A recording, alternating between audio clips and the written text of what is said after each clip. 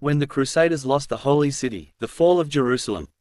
In 1187, Jerusalem, long under Crusader rule, sat perched in a fragile kingdom, weakened by internal strife and threatened externally. Tensions peaked after the disastrous Battle of Hattin, where Saladin decimated the Crusader forces. The defeat at Hattin in July shattered Crusader military strength. Key leaders were captured or killed. Saladin quickly swept through the kingdom's cities, capturing Acre, Jaffa, and much of the coast. With momentum on his side, Saladin marched towards Jerusalem. Inside the city, panic and uncertainty gripped defenders and refugees alike. Their defenses were thin and morale low. Balian of Ibelin, a noble with limited troops, took charge of Jerusalem's defense.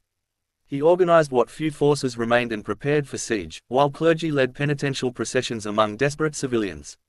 From the 20th of September to the 2nd of October 1187, Saladin laid siege. His army, bolstered by prior victories, surrounded and bombarded the city walls with mangonels and arrow storms. Balian negotiated terms with Saladin. They bargained for safe passage. Payments were set, 10 dinars for men, 5 for women, 2 for children. Saladin offered reduced terms for groups unable to pay. With the deal accepted, Jerusalem surrendered on the 2nd of October. Thousands were allowed to leave, the wealthy first, then the vulnerable. Those unable to pay faced enslavement. Saladin's compassion showed. He freed thousands, noble women, clerics, children, and ensured safe, organized departures under his guard. Christian holy sites were spared. The Church of the Holy Sepulchre was closed soon after surrender but reopened 3 days later. Saladin intended to preserve Christian worship. The Dome of the Rock and Al-Aqsa Mosque were ritually purified. Christian symbols removed, they were restored as Muslim places of worship. Orthodox and Coptic Christians were allowed free access.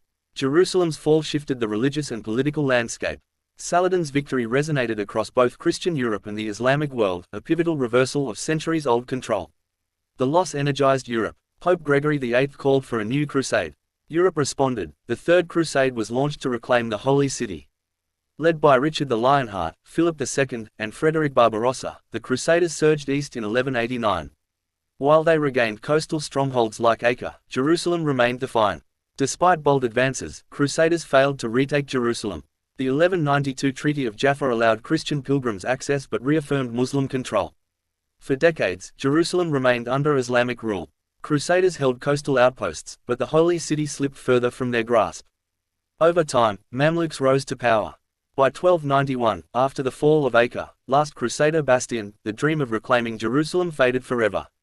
Acre's fall marked the collapse of the Crusader presence in the Levant. Crusading fervor evaporated, attention shifted to other conflicts. Jerusalem's loss in 1187 was more than a military defeat, it was a cultural and spiritual turning point that reshaped relations between East and West. Saladin's restraint post-siege made his legacy enduring. He protected sacred sites and allowed religious tolerance far from medieval norms.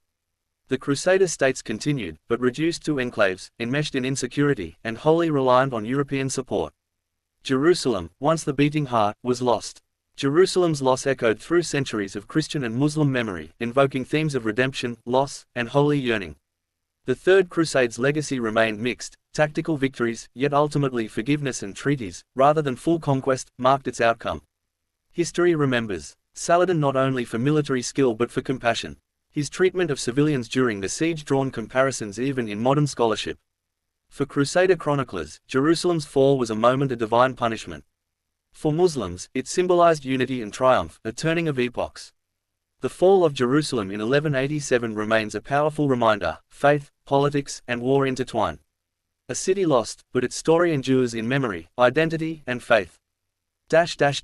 Let me know if you'd like this refined into a formatted narration with timestamps, mood suggestions, or multimedia cues.